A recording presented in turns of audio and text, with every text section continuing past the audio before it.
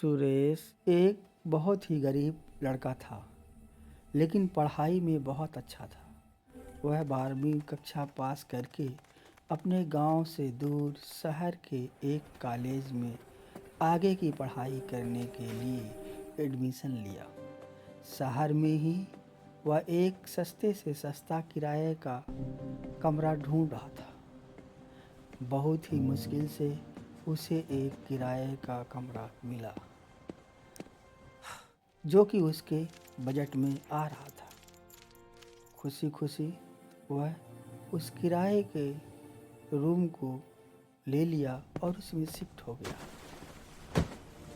मकान मालिक ने उसको उस रूम के बारे में कुछ नहीं बताया। आज सुरेश की उस रूम में पहले संडे की रात थी। वह खाना बना रहा था। उसे बार बार लगता कि उसके पास कोई है, कोई इधर खड़ा है, कोई उधर खड़ा है, पर वह ध्यान नहीं दिया।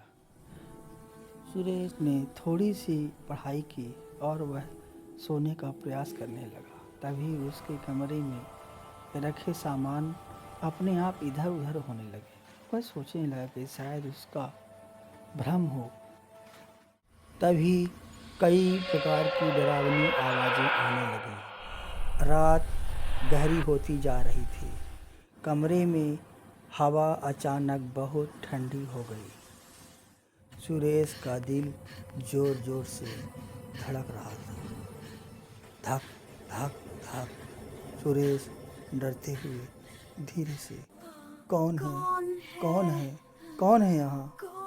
तभी अलमारी खुल गई। बर्तन अपने आप गिरने लगे। सुरेश के कान में एक भारी भरकम डरावनी आवाज गूंजी, ये कमरा मेरा है। अचानक से भयानक आदमी अंधेरे से निकलकर सामने आ खड़ा। उसकी आंखें लाल, बड़े नाखून और चेहरा पूरा जख्मों से भरा हुआ। भूत गहरी आवाज में, सुरेश, मैं जो कहा हूँ, इस कमरे का मालिक। भूत धीरे धीरे सुरेश के बिल्कुल पास आ गया। भूत, तुमसे पहले जो भी आया वो मेरा हो गया। अचानक कमरे में कई आवाजें एक साथ गूंजने लगी। हर कभी वो हंस रही थी, कभी वो चिल्ला रही थी। कई आत्माएं एक साथ रो रही हों, बोल रही हों, तड़प रही हों। सुरेश का शरीर कांपने लगा। आंखों से आंसू बहने लगे। सुरेश रोते हुए, हे बजरंगबली, मेरी रक्षा करो। वो जोर जोर से हनुमान चालीसा पढ़ने लगा। जैसे जैसे मंत्र तेज होता गया, भूत गुस्से में चिल्लाने लगा।